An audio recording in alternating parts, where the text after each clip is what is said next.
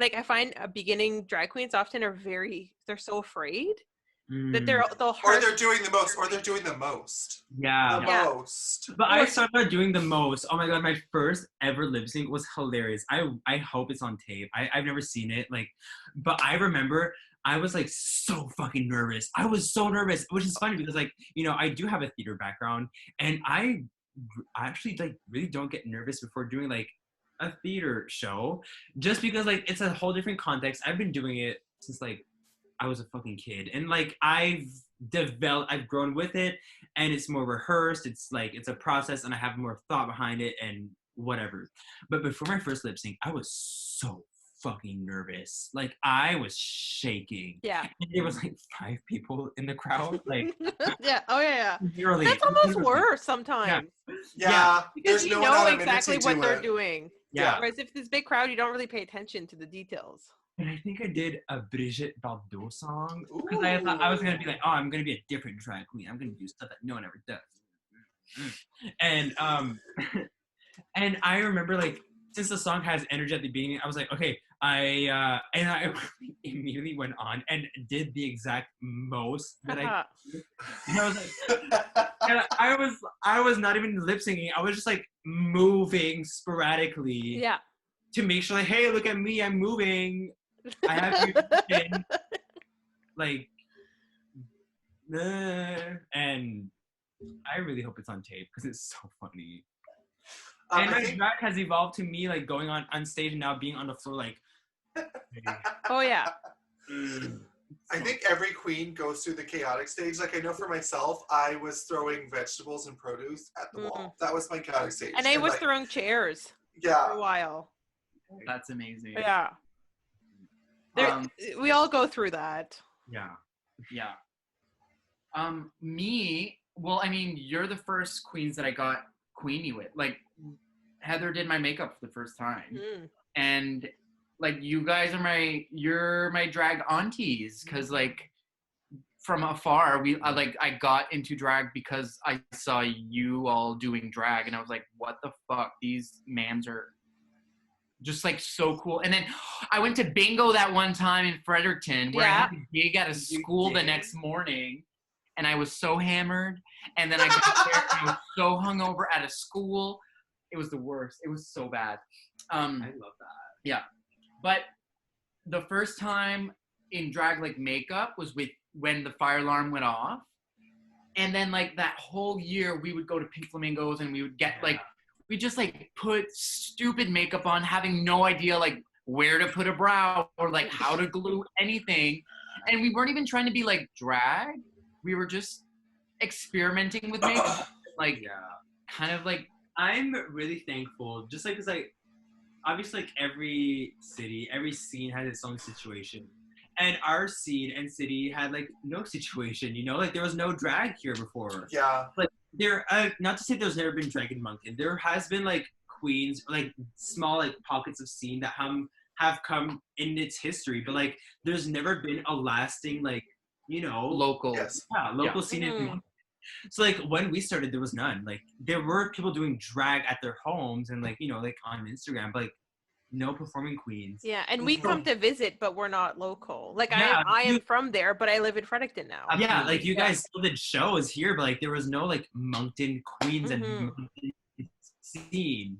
So like when we started out doing at the Pink Flamingos like every Friday. It was last summer. We did like drag karaoke's, and there was like it was so trashy. It was like we still are in many ways. It was sticky. It was like it was the whole like vibe of the show. Like we were just like trying out so many different things just because we could. There was no pressure from like older queens to be like, oh, you're doing it that way, or like, you know, they were like, we could literally do what the fuck we wanted in this like very club scene. Where, like people were just like, I love this. Yeah.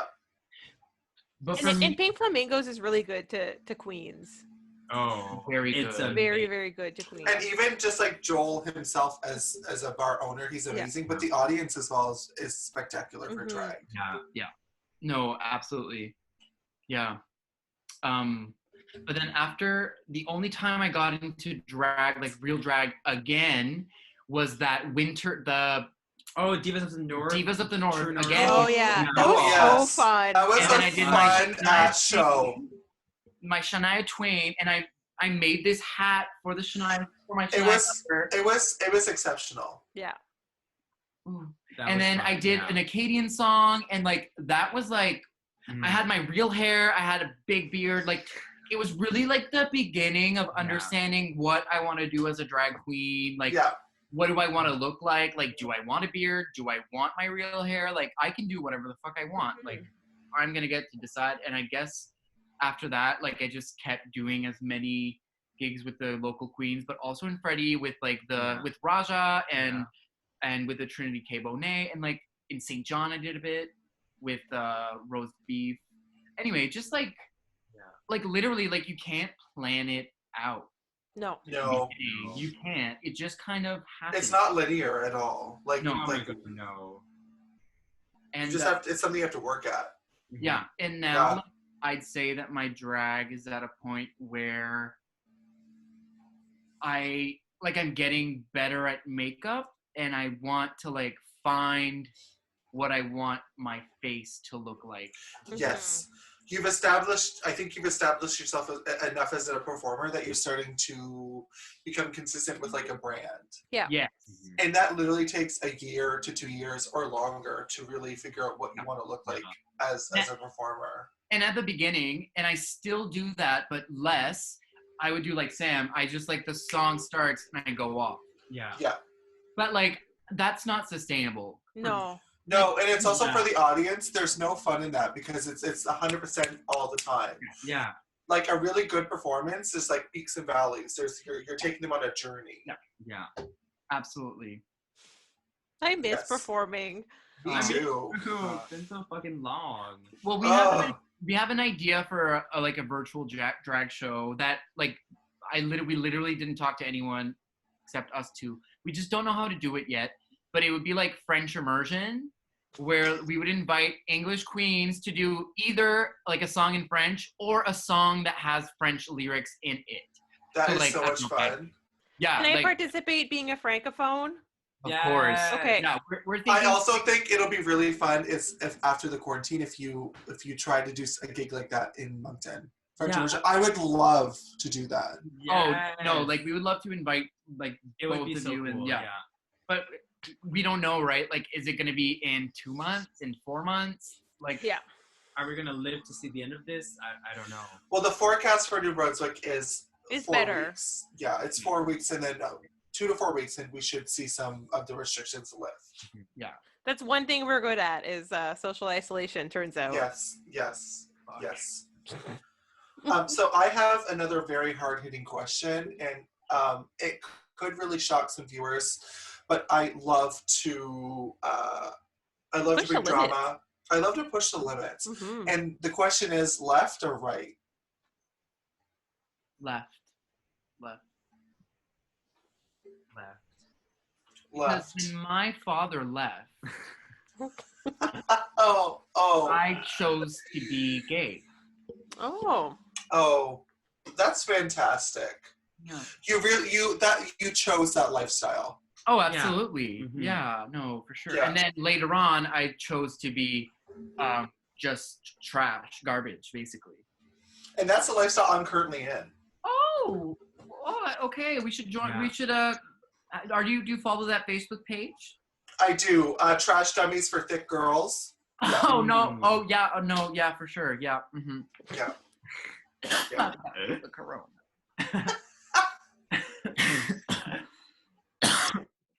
All right. So my next question is, what is your favorite song at the moment?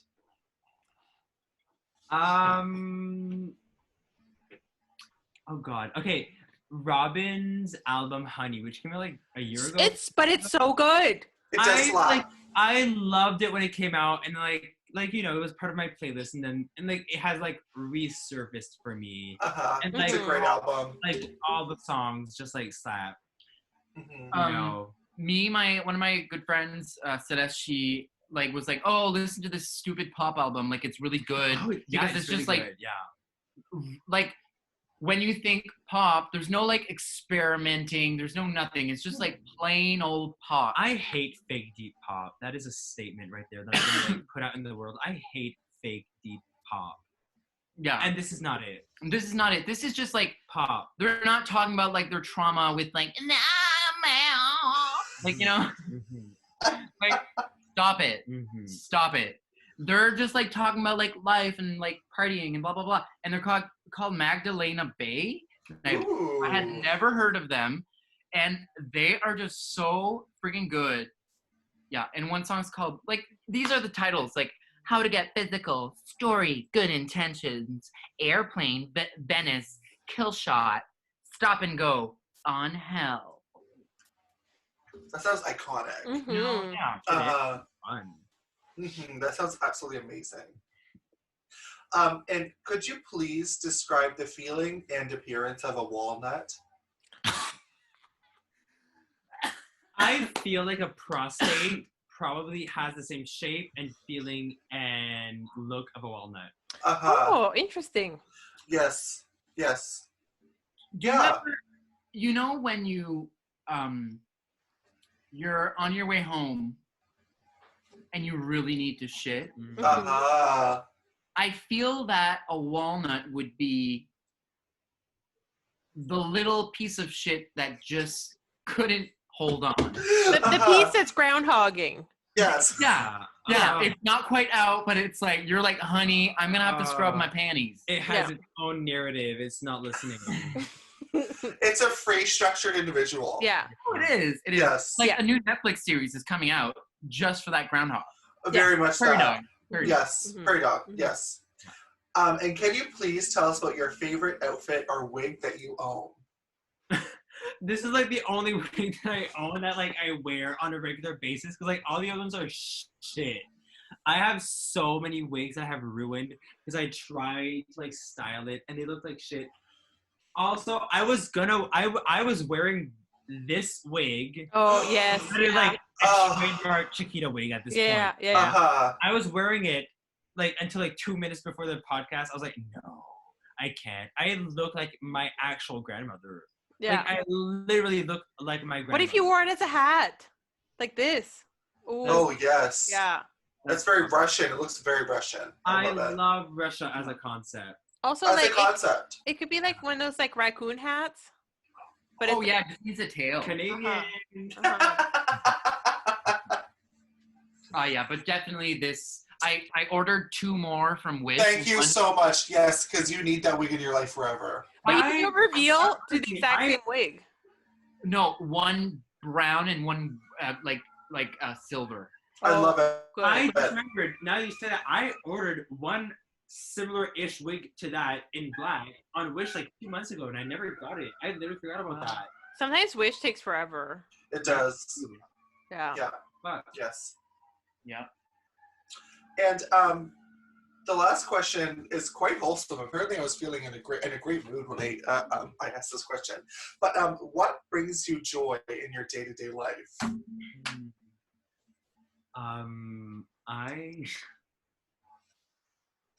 Myself. That's great. No, I think that's great. Because you know what? That's the only thing that can really give you joy. Yeah. I would say the Pixar movie Inside Out. Oh, that's a great really film. Good. With that's Tina a fantastic film. Amy Poehler's joy. Yeah. Heather, what brings you joy? Oh. So I love seeing happiness in other people. It's one of the things I can truly say. That's why I'm such a huge gift giver, and that's why I take so much time in like getting gifts for people and or doing things for people, is because I love to see people happy. It brings me so much joy. What about you, Barb?